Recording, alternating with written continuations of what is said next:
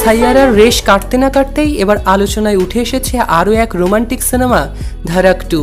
কি রয়েছে এই সিনেমায়? গত শুক্রবার ভারতের প্রেক্ষাগৃহে মুক্তি পেয়েছে রোমান্টিক ড্রামা সিনেমা ধারাক 2। সাজিয়া ইকবাল পরিচালিত সিনেমাটি বক্স অফিসে প্রথম দিন খুব একটা ব্যবসা করেনি, 3.5 কোটি রুপির মতো আয় করেছিল। কিন্তু এরপরও সমালোচক থেকে শুরু করে অনেক সাধারণ দর্শক সামাজিক যোগাযোগ মাধ্যমে কথা বলছে সিনেমাটি নিয়ে। অনেকেই বিশ্লেষণ করছে সায়ারা থেকে এটিই ভালো। ধারাক 2 2018 সালে মুক্তি পাওয়া ধারাক সিনেমারই সিকুয়েল। তবে গল্পের দিক থেকে সে সিনেমার সঙ্গে এটির কোনো মিল নেই, তবে আছে আত্মিক যোগ। এ সিনেমায় পাত্রপাত্রীও আলাদা। প্রথম কিস্তিতে দেখা গিয়েছিল জাহ্নবী কাপুর এবং ঈশান খট্টরকে, তবে এ ছবিতে সিদ্ধার্থ চতুর্বেদী এবং তৃপ্তি ডিমরিকে দেখতে পাওয়া গিয়েছে। মুক্তির পর সিনেমাটি নিয়ে কথা বলেছেন নির্মাতা অনুরাগ কাশ্যপ।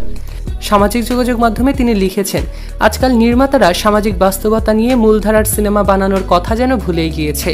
এই ছবিতে এমন এক গল্প উঠে এসেছে যে আমরা প্রতিদিনের জীবনেই এগিয়ে যাই, অথচ মূলধারার সিনেমা তো এমনই হওয়া উচিত ছিল। রাজ কাপুর, বিমল রায়, গুরু দত্ত, কে আব্বাস, বি.আর. চোপড়া, যশ চোপড়ার মতো কিংবদন্তি নির্মাতারা এভাবেই কাজ করতেন। আমরা যেন সেই ধারা হারিয়ে ফেলছি।